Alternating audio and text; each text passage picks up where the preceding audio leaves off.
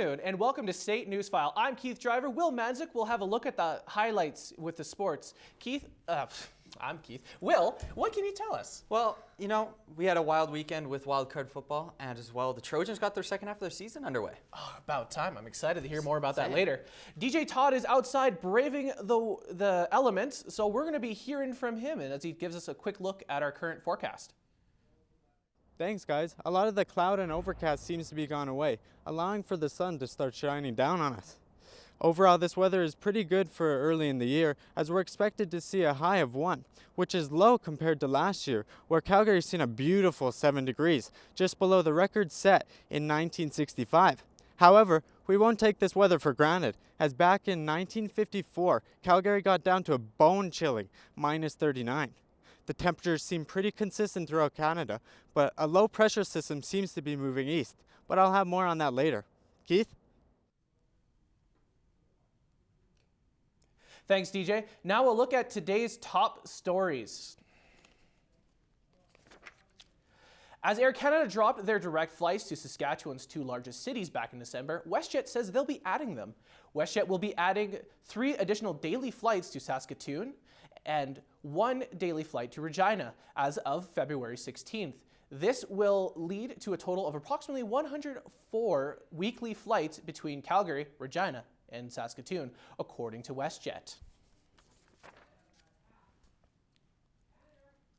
It can be scary taking on Calgary Transit these days.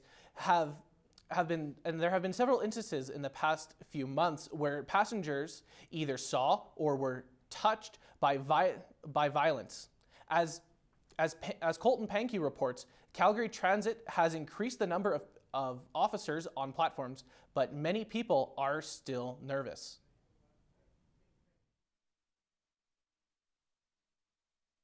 Very common way for Calgary residents to get around, as it is convenient in several ways. Many SAIT students rely on it for their daily commutes to and from class, as it is much more affordable than driving due to the prices of both gas and parking. With that said, safety concerns do cause some to be hesitant when it comes to hopping on trains, as there have been incidents in the past that have put citizens at harm. This was the case late last week, as a man was attacked at random at the Marlborough station in northeast Calgary. This serves as yet another reminder as to the precautions needed to be taken when using public transit. Don't try in the late time, like after 10, try avoiding, because it's nothing we can do. Only thing, like, if they should point to the places where there's no safety, patrol some guards, like police or somebody.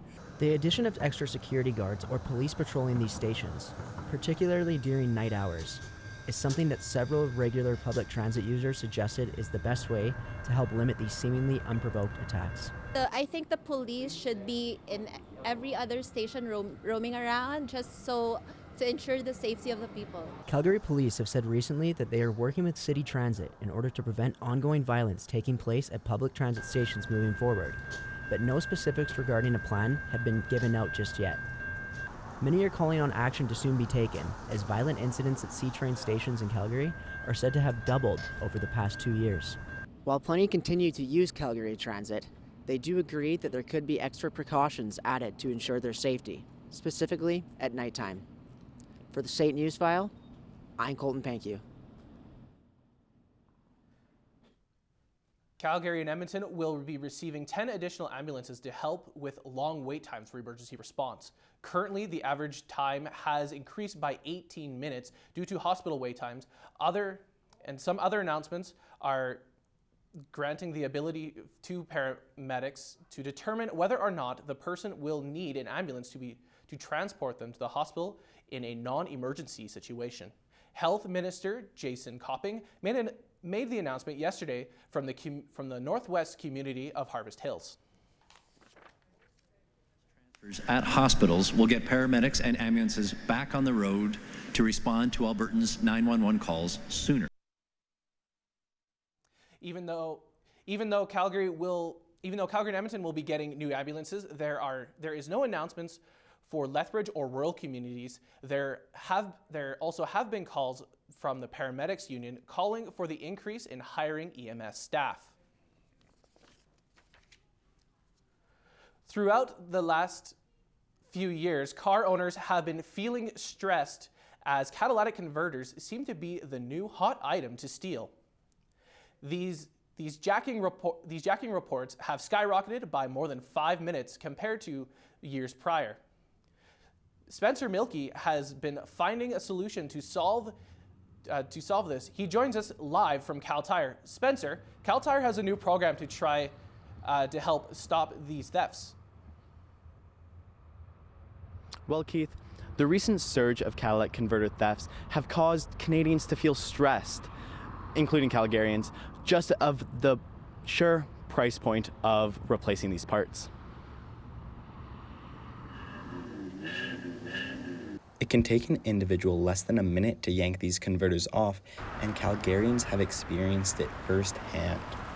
Sat in the front of the motorhome and started it up, and the loud sound of like a train coming through was overwhelming. So we turned it off, and my husband got out and looked underneath and found little shards of metal underneath and a little piece of the tailpipe, and around a foot of the tailpipe was gone. To curb the thefts, the Calgary Police Service has partnered with Cal Tire. Appointments can be made to engrave the vehicle identification number, or VIN, onto a vehicle's catalytic converter. This engraving will be tracked through the Canadian Police Information Database. To take extra precaution, Calgarians have been putting cages around the converters to further protect them. Because the cage isn't necessarily going to stop someone from cutting it out. It does incur a longer time to get that catalytic converter out, but if the VIN number is on the catalytic converter, there's no steel recycling place in Calgary that will take it. So that would be the biggest deterrent for sure. The reason people are stealing these things is they contain precious metals which are in high demand. Steel recycling companies will buy and sell them for anywhere between $300 and $1,500. That price tag could put a pretty big dent in many people's pockets. It would take at least 6 months to get the part, and there was no guarantee that they would be actually able to get the replacement. And if they could, it would cost around $5,000. So we said, well, what are the alternatives? And he said, well, you could just straight pipe it, and then you don't have to actually put a catalytic converter back in. It's not just the price of the parts. Supply chain issues mean that it could take weeks or months just for vehicles to be fixed. Keith? That was Spencer Milkey reporting live from Cal Tire. Thanks, Spencer. That VIN engraving service will might set you back about $40, but it's still worth doing. The ban on single-use plastics by the federal government began in late December. While you may see some plastic bags floating around, they will soon go away. The city of Calgary is proposing a bylaw that will put a fee on alternatives to plastic bags and direct businesses and how businesses will affect single-use plastics. Brett Quinn has more.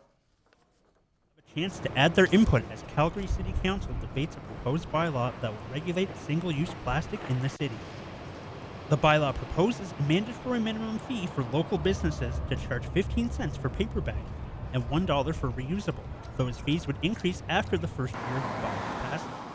With the federal single-use plastic ban, some question why the city would propose a bylaw, but Mayor Jody Gondak says the bylaw is not a ban, that it will set a price across the board so that consumers...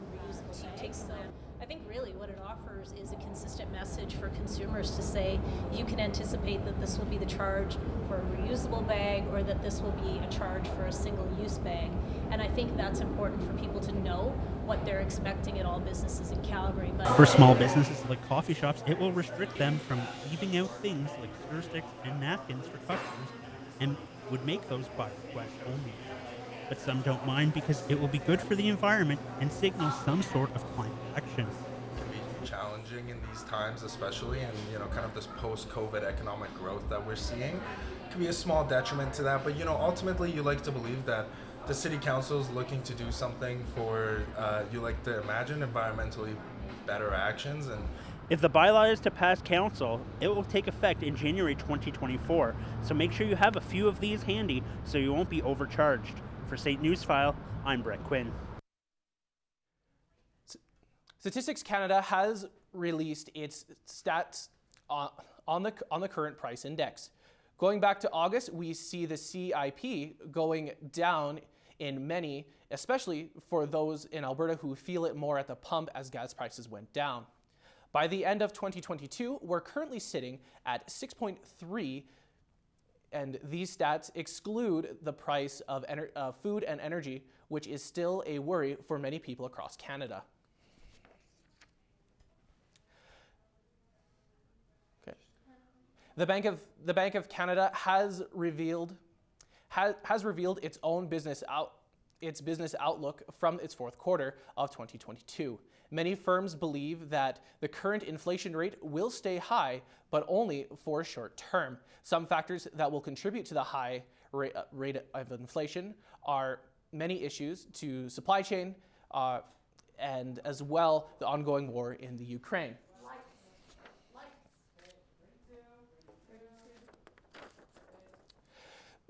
Some of the catalytic converter thefts may be attempted in dim lighting in areas where the cars were parked. There are a lot of areas like that in our city these days because of ongoing backlog in streetlight repairs. As Dulce Abella reports, many Calgarians feel they're being left in the dark.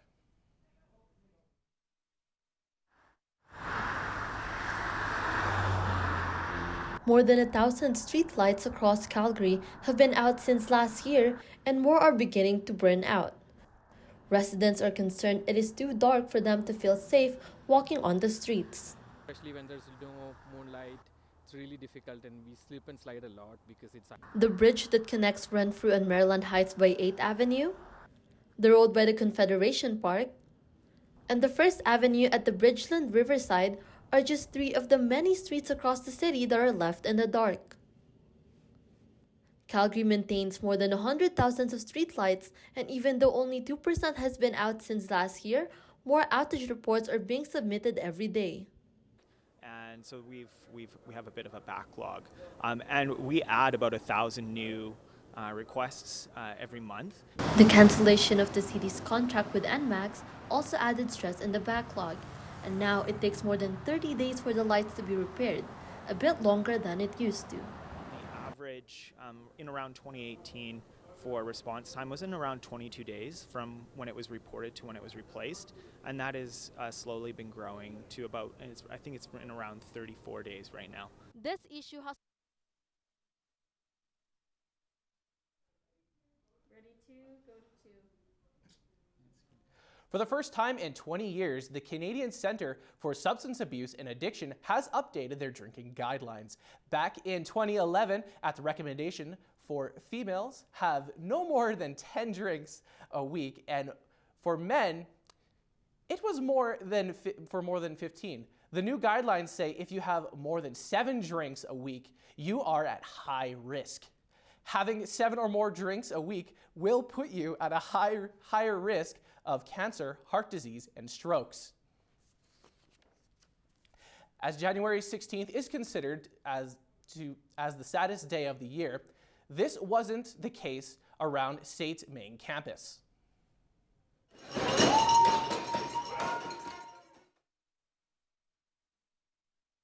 That was started in 2015 by SAIT Trojans athletes, which now includes 17 institutions of Alberta Athletic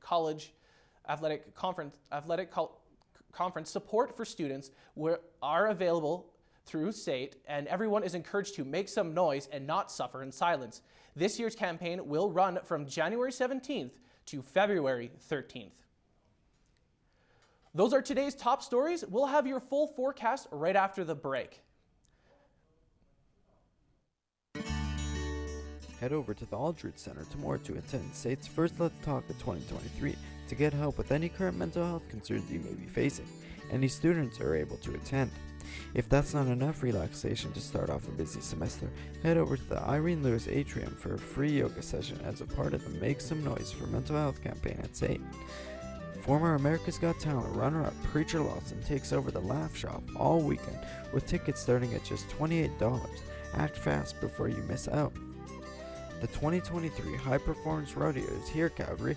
From January 17th to February 5th, saddle up and head down to the One Yellow Rabbit Performance Center to see some of the best go toe-to-toe at the rodeo. Go to hprodeo.ca for tickets. Celebrate 42 years of mountain film in Calgary when the Banff Mountain Film Festival comes to Calgary on Thursday. For more information, go to allevents.ca. Well, my work sure rained on my parade, not making me be able to do any of those things this weekend. But let's look at the weather. That's more important. That's why I'm here in the first place. Looking at the western part of the country, Vancouver starts us off pretty warm, honestly, with a bit of overcast and some cloud. The more you move east, you could see that the cold front starts to affect Edmonton, and the low pressure system really comes down on Winnipeg, with the snow still showing up. The more we go east, you could see that the rest of Canada gets pretty wet, including the Maritimes. While it's also a warm front, you could also see that there's a lot of rain and overcast. So hopefully that goes away. Don't be expecting much better, Montreal, because later there's supposed to be some snow. If we want to see actual good weather, let's take a look at the Travelers. Palm Springs is seeing a lot of cloud at 15. Barbados gets us back on track, starting a partly cloudy trend that sees Cancun and Honolulu both mirror at a beautiful 26. Orlando has the sun smiling down on it, and Las Vegas has seen better days with our low at 13. Must be nice to be those travelers. Now back to reality. Here in Calgary today, it's -6, but I promise it'll get better. There's so much sun coming in the later day, but the wind is not much of a factor from the west at 6 kilometers per hour. Like I said, the sun will make us happier later on in the day.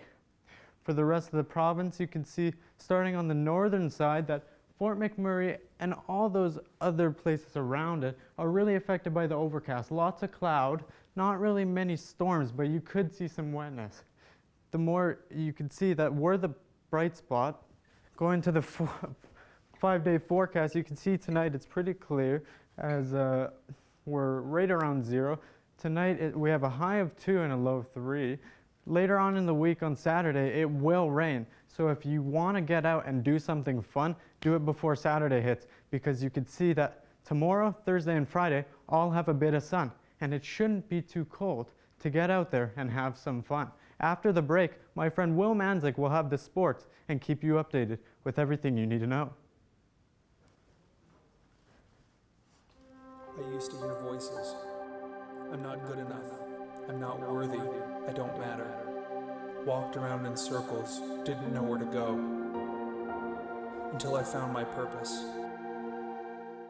Through people that helped me live a better life and build a better future. Now I could finally see that I'm able, capable, and worthy.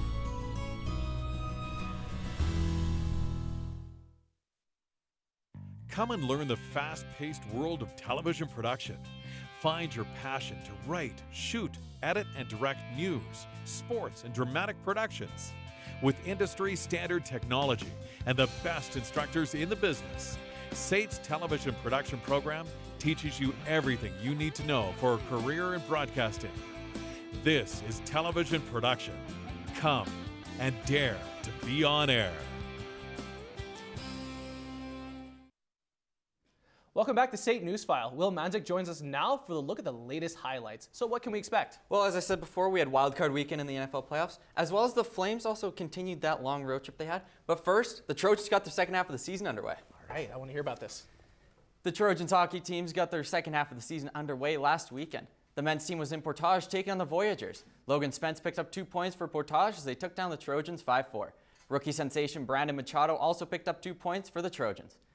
The women's team was taking on the Red Deer Polytechnic Queens, but Red Deer got the best of the Trojans as they cruised to a 6-0 victory. The Flames were in Nashville as they continue their road trip. Picking it up in the first period, and the Preds are pressing in the Flames zone when Roman Josi rips a shot from the point that beats Markstrom. Later on in the first period, and the Preds are pressing again in the Flames zone as Juuso Parssinen pushes the puck home for the 2-0 lead. Late in the second period, and Nikita Zadorov rips one past UC Saros to bring the Flames within 1. In the third period, the Flames are pressing again as Kadri rips one on net, and Tyler Toffoli tips it in. But just wait, after video review, it's determined that Toffoli actually kicked the puck in, so the goal was called off. Nikita Zadorov would score the lone Flames goal as the Flames would lose 2-1. UC Saros would stop 38 of 39 shots in the win. The Flames have promoted both Matthew Phillips and Jacob Peltier. Despite them being top prospects, they seem to struggle to get some ice time. Peltier was called up last week and has yet to dress for a game with the Flames. Phillips was on the active roster for 20 days, and in that time span, the Flames played 11 games, but Phillips only dressed for 2 of them. And with the Flames offense looking for a spark and calling up their 2 top-scoring prospects but not playing them, this has left some fans scratching their heads. Some fans wonder if this has something to do with their height, as head coach Daryl Sutter believes that taller players is the way to go. There's still a lot of questions for the Flames to answer as they try to push for the playoffs. The Ottawa Senators met the Blues in St. Louis, picking it up in the first period, and the Blues are pressing when Jake Neighbor beats Cam Talbot for the early lead. Later on in the first period, and Thomas Chabot gets his pocket picked, and then Cam Talbot misplays the puck, and the Sens gift the Blues a goal. Now in the second period, and Jake Neighbors is on Gordie Howe hat-trick watch as he drops the gloves with Parker Kelly. Neighbors would get the better of Kelly though. Later in the second period, and the Senators are pressing in the Blues zone as Tim Stützle beats Binnington to bring the Sens within 1. Tim Stützle would score the lone goal for the Senators, while Jordan Binnington would stop 32 of 33 shots in the Blues' 2-1 win. The Raptors were in New York to take on the Knicks. Picking things up in the first quarter, and Fred VanVleet misses a 3, but Pascal Siakam puts away the rebound. Late in the second quarter, and Fred VanVleet nails a deep 3-pointer to bring the Raps within 1. Late in the fourth quarter now, and RJ Barrett drives to the rim to tie the game up. Skipping ahead to overtime, Scotty Barnes feeds Pascal Siakam for the dunk. And in the dying seconds of overtime, Jalen Brunson hits for the game winner, but he comes up short as the Raptors hold on for their victory. The Raptors would hold on for a 123-121 win over the Knicks. Fred VanVleet would drop 33 points in the victory. The Jacksonville Jaguars were hosting the Los Angeles Chargers in the first round of the NFL playoffs. Early in the first quarter, and Justin Herbert hands the ball off to Austin Eckler for the 13-yard touchdown run. Late in the second quarter, and Cameron Dicker would squeeze the ball just past the post for the field goal. The final drive of the second quarter, and Trevor Lawrence finds Evan Engram for the touchdown pass. Now skipping ahead to the fourth quarter, and the Jaguars have fought their way all the way back as Trevor Lawrence finds Christian Kirk for the touchdown pass.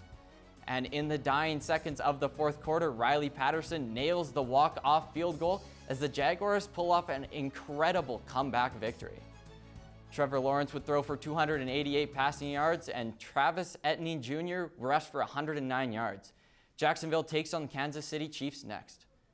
Joe Burrow and the Cincinnati Bengals started their playoff run against the Baltimore Ravens as the Bengals look to make their way back to the Super Bowl for the second straight season.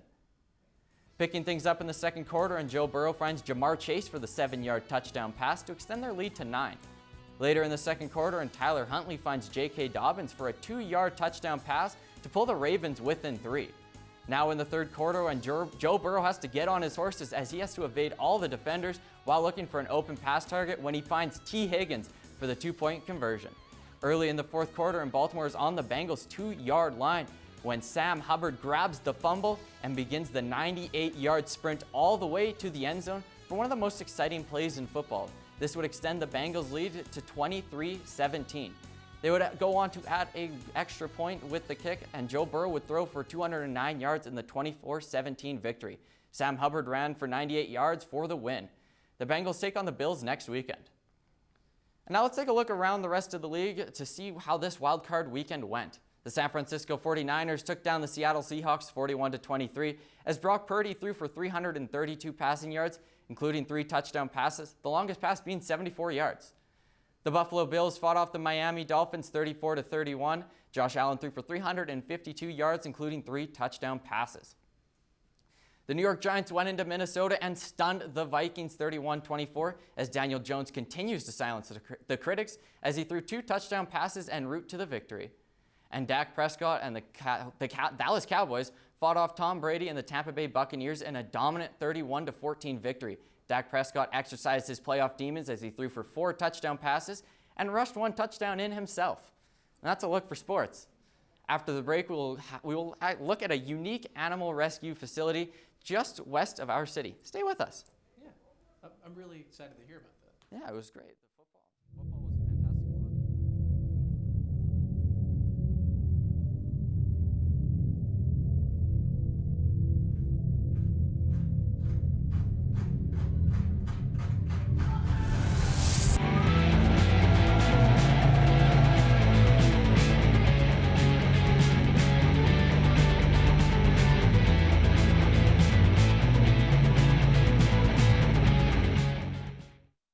Come and learn the breaking world of broadcast news. Find your passion to investigate, write, shoot, edit, and deliver the stories of the day. SAIT's broadcast news program teaches you everything you need to know for a career in radio and television. Become the next great anchor, reporter, or personality using industry standard technology alongside qualified instructors with years of experience. This is broadcast news. Come and dare to be on air.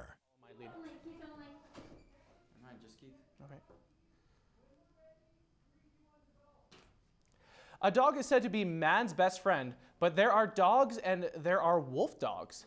The Yamnuska Wolf Dog Sanctuary near Cochrane is designed to educate people about hybrid animals. As Matt Robar reports, you can visit the sanctuary in person to get a glimpse of them in a wild setting.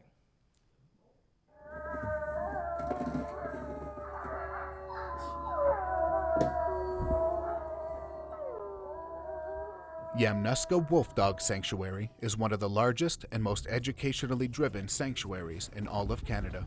Home to over 25 wolf dogs, they strive to both rescue and bring awareness to a misunderstood breed of animal. Just being in the enclosures with the actual animal, being able to be as close as possible to them, seeing the different personalities that they had, it was a really beautiful experience.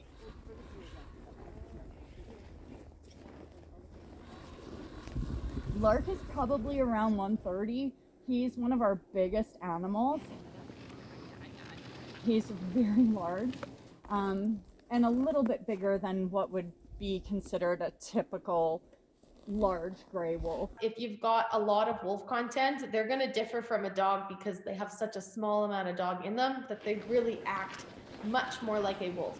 Because of movies and TV shows, wolves are portrayed to be these aggressive, mean man-eating type animals, when in reality, they're really shy and timid of humans and want to avoid them at pretty much all costs. So They ask for education and awareness before considering to bring one home. And as popularity of wolf dogs continues to rise, rescues like Yamnuska will need our support. For SAIT Newsfile, I'm Matt Robar. Wolf dogs reminds me a lot of home, being back in the mountains. Do you guys ever have a dog?